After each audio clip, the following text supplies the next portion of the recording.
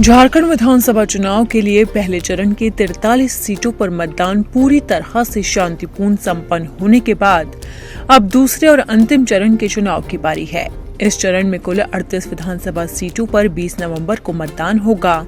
इनमें अधिसंख्यक सीटें संताल प्रमंडल और कोयलांचल क्षेत्रों में स्थित है। इस चरण में वर्तमान मुख्यमंत्री हेमंत सोरेन, स्पीकर रविंद्रनाथ महतो, पूर्व मुख्यमंत्री बाबूलाल मरांडी, पूर्व उप मुख्यमंत्री सुदेश महतो, वर्तमान मंत्री इरफान अंसारी और हफीजुल हसन, दीपिका पांडे सिंह, बेबी देवी की प्रतिष्ठा दांव पर लगी है। वहीं दूसरे चरण के चुनाव को लेकर राजनीतिक सरगर्मियां जोरों पर है। राजनीतिक दल एक दूसरे पर आरोप प्रत्यारोप लगा रहे हैं।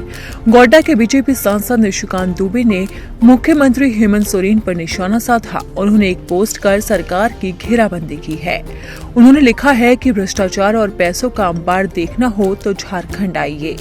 आज गिरिडीह में चुनाव को प्रभावित करने के लिए झामुमो के 50 लाख की बरामदगी इनकम टैक्स और चुनाव आयोग ने की है।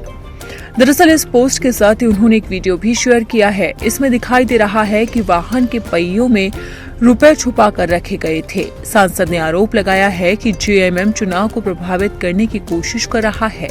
आपको बता दें कि इससे पहले भी उन्होंने सीएम हेमंत सोरेन पर भ्रष्टाचार का आरोप लगाया था। ये वर्तमान सरकार भ्रष्टाचार में आकंठ डूबी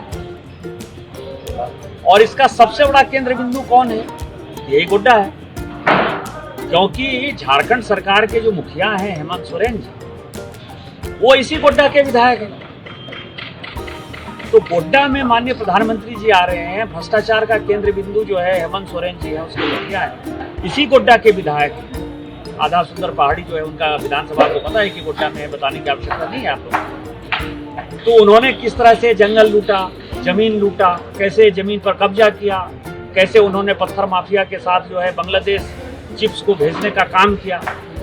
और यदि अभी देखेंगे तो कल परसों जो उनके आप सचिव के यहाँ रेड हुआ है कि कैसे दुबई की कंपनी बनती है जिसका आरबीआई से भी परमिशन नहीं, जिसका इनकम टैक्स में भी जिक्र नहीं, और उसके साथ दुबई की कंपनी बनी।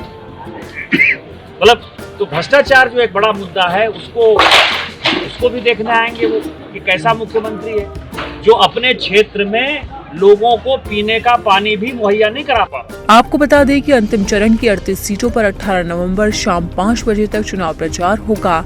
हालांकि जिन विधानसभा क्षेत्रों और मतदान केंद्रों पर शाम 4 बजे तक ही मतदान होना है, वहां इस अवधि तक ही चुनाव प्रचार होगा, जिसके नतीजे 23 नवंबर को घोषित किए जाएंगे।